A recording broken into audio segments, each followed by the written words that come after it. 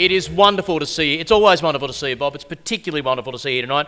3 Brownlow medals, though I get the impression it wasn't quite the sort of red carpet razzmatazz back in your day that perhaps it is in 2014. No, they were a lot easier to win then. No, you only had to suck up to one little bloke in white. What was the process? What was the ceremony? Where did you receive the medal? The first one I was at night school, and I got off the train and was on my way home, and people in the street started to congratulate me.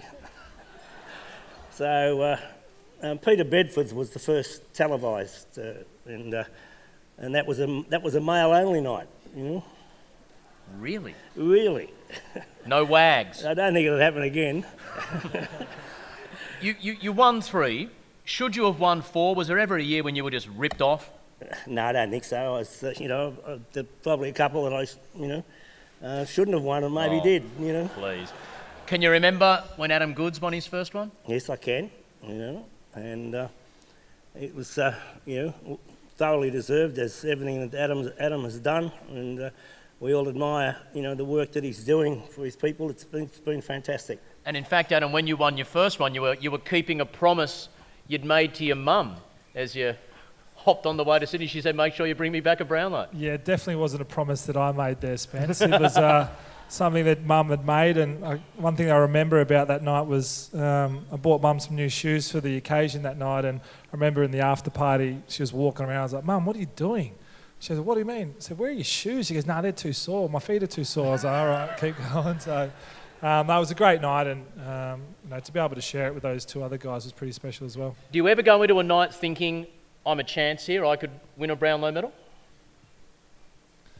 Oh, I don't think so. I think in 2006 I was the favourite that year, and it was more a bit of a hassle, to be honest. We were in the grand final.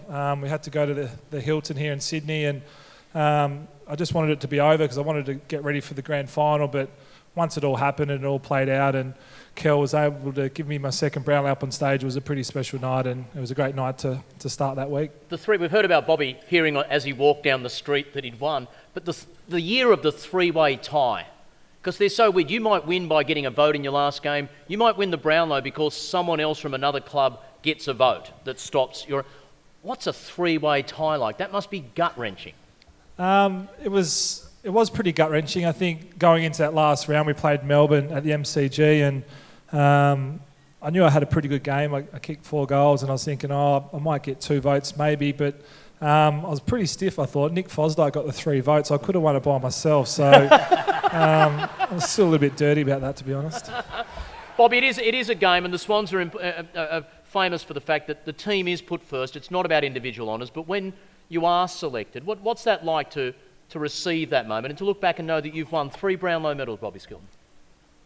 Oh, it's a hard one to, but sure, you are proud of achieving something, and it is great, but it is a team game, and the last live game of football that I saw was 2012, and that was just fantastic, and I think there's nothing like premierships, and never having got near one and only playing in one losing final.